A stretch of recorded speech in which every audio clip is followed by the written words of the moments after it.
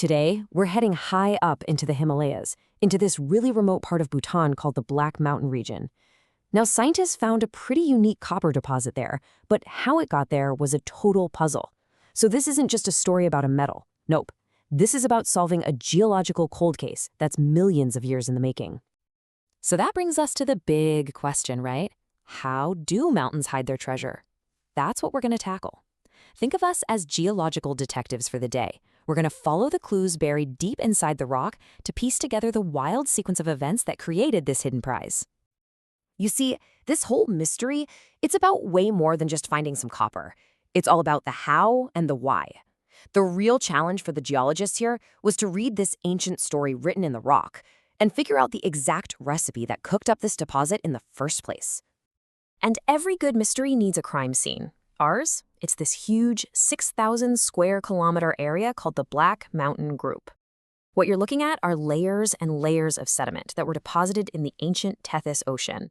And all of that is sitting on top of a much, much older rock foundation. This is where it all went down. Okay, so if we're going to crack this case, we have to understand the sequence of events. The absolute best way to do that is to look at the layers of rock. They're basically like a geological layer cake, and each layer has recorded hundreds of millions of years of history for us. Let's rewind the clock. Way back, about 480 million years ago, you had the Nake Chu Formation being laid down in some pretty calm, shallow water. But then, things got chaotic. The main Tang Formation, and this is our key layer, so pay attention, it shows all the signs of an unstable, really turbulent basin. We're talking massive underwater debris flows mixed with quiet periods where these black, carbon-rich shales settle down. That instability, that is a major clue. Then, later on, things calm down again with the deep water deposits of the Huachila Formation. All right, we've surveyed the scene. Now it's time to get out the magnifying glass and zoom way in on the evidence itself, the mineral fingerprints that were left behind right inside the copper ore. And believe me, this is where the case gets really good. So here's a crucial piece of evidence. The copper isn't just scattered around randomly. No way. It's found in this very specific spot, perfectly sandwiched right at the contact point between that dark, carbon-rich black shale on top and the coarse, messy debris flow stuff below. Its location is so precise, it's basically screaming at the geologists that the boundary between these two totally different environments was critical to the whole operation. And what's actually holding all the copper? It's this kind of unusual rock called siderite. It's an iron carbonate. And that means the real question becomes, how did this specific rock form? If we can figure that out, we can solve the entire mystery of the copper. This rock, this is the key. Now, along with the copper, which is mainly in a mineral called chalcopyrite, we find this whole gang of other sulfide minerals. You can think of them as the fingerprints left all over the crime scene.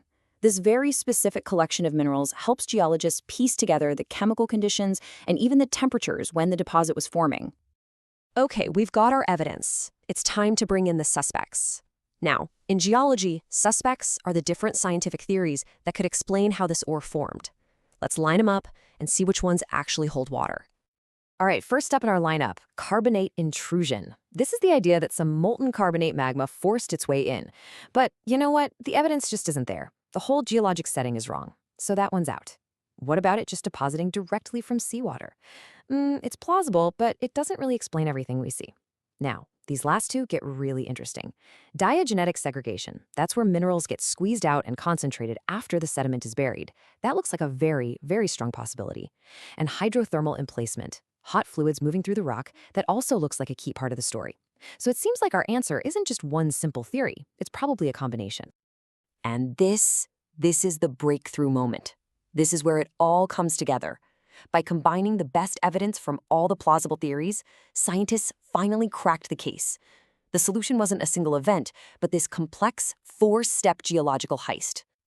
Here's how it all went down. Step 1, the raw ingredients, iron and carbonates, get dumped in that chaotic seafloor environment.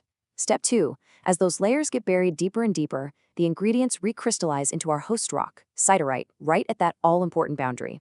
Step 3 is the main event. Low-temperature fluids, think of it as hot water cooked up inside the surrounding sediments. It flows through the porous siderite and drops off its precious cargo of copper. And then finally, millions of years later, the whole package gets squished and folded up during the massive mountain building event that created the Himalayas. And that's how we find it today. So we solved the mystery. Case closed, right? Well, not quite. See, the real importance of this whole discovery isn't just the deposit itself. It's what it means for finding more treasure across this enormous mountain range. Because here's the twist. The deposit is actually kind of small. It's only about 2.5 million tons of ore. Now, by mining standards, that's really not a game changer. So if the value isn't in the copper itself, what's the big deal? The real discovery here isn't the metal, it's the recipe. By solving this one puzzle, scientists developed a brand new genetic model. They now know the exact sequence of geological ingredients and the processes needed to create this very specific type of copper deposit. And that knowledge is way more valuable than the copper itself. And what that recipe does is it creates a whole new kind of treasure map for geologists. They can now scan the entire Himalayan belt, looking for other places with these same key signs: the right age of rocks, evidence of one of those unstable basins, the chemical fingerprints of those low-temp fluids, and of course the big one, the presence of that unique siderite host rock. This one little deposit in Bhutan could be the key to finding much, much bigger ones. Which of course leaves us with one last huge question.